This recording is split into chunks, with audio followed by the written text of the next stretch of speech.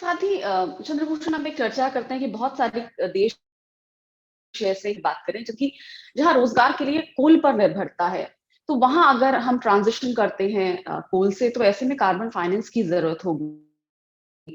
किस तरह की एक्सपेक्टेशंस भारत को करनी चाहिए, चाहे टेक्नोलॉजी ट्रांसफर की बात हो, चाहे कार्बन फाइनेंस की बात तो डेवलपिंग कंट्रीज हैं या जो अ, ऐसे देश जहां कोल पर ज्यादा निर्भरता है, उन्हें किस तरह के सपोर्ट, किस तरह की कोलैबोरेशन, किस तरह की मदद की जरूरत होगी, और डेवलप्ड कंट्रीज को किस तरह से आगे आना चाहिए, और जो विकसित देश है उनको किस तरह के नेगोशिएशंस करने चाहिए उनके साथ।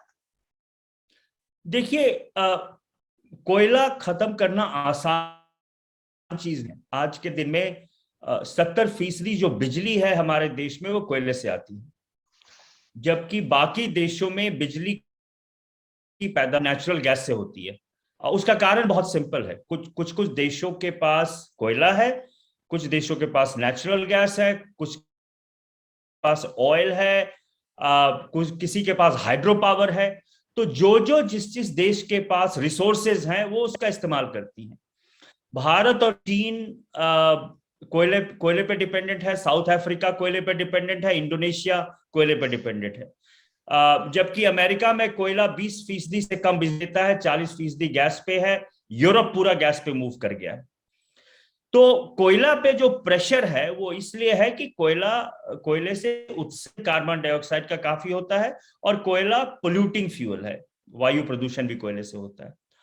लेकिन ये कहना कि आप सिर्फ कोयले को खत्म कर और नेचुरल गैस के बारे में बात ना करें, ये सही नहीं है। जलवायु परिवर्तन को लेके कोयला जितना हानिकारक है, उतनी हानिकारक ऑयल भी है, और उतना हानिकारक गैस भी है।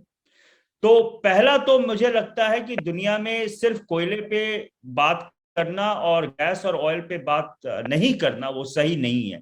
हमें तीनों को, सारे फॉसिल फ्यूल को खत्म करनी पड़ेगी। हो सकता है कोयला हम 10 साल पहले करें, ऑयल और गैस 10 साल बाद करें, लेकिन हम पे सब पे बात करनी है। जैसे कि मैंने आपको बताया कि कोयला इसलिए नहीं आसान है क्योंकि झारखंड, छत्तीसगढ़, उड़ीसा, मध्य प्रदेश, महाराष्ट्र, तेलंगाना जैसे राज्य हैं जहां पे कोयले का पैदावार है, और कोई 50 ऐसे डिस्ट्रिक्ट्स हैं जहां पे कि कोयला बहुत इंपॉर्टेंट है लाइवलीहुड के लिए और डेवलपमेंट के लिए। और उन 50 डिस्ट्रिक्ट में कम से कम लोग रहते हैं, 20 से 25 करोड़ लोग। तो बहुत भारी मात्रा में लोग कोयला पे डिपेंड करते हैं। तो इसको अगर हमें ट्रांजिशन करना है तो हमें के लिए नया इकोनॉमिक प्लान बनाने की जरूरत है और उसको इंप्लीमेंट करने की जरूरत है। उनको कोयले इंडस्ट्री को बंद करके हमें नई इंडस्ट्रियां लानी पड़ेंगी, वहां पे नए तरह के रोजगार देने के उपाय सोचने पड़ेंगे। इसमें हमें सैकड़ों हजारों करोड़ रुपया इन्वेस्ट करने की जरूरत पड़ेगी, जो कि भारत अकेले नहीं कर सकता है।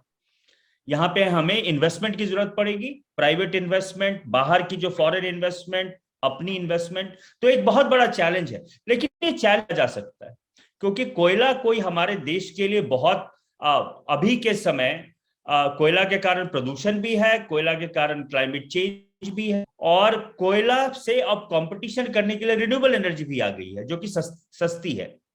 तो अभी हमारे पास ऑल्टरनेटिव भी है। तो इन सभी मुझे लगता है कि हमें अब कोयला के फेज आउट पे, पहले फेज डाउन, धीरे धीरे कम करके अल्टीमेटली फेज आउट पे बात करने की जरूरत है और प्लान बनाने की जरूरत है, ताकि अगले 20 साल 25 साल में हम कोयले को खत्म कर सकें।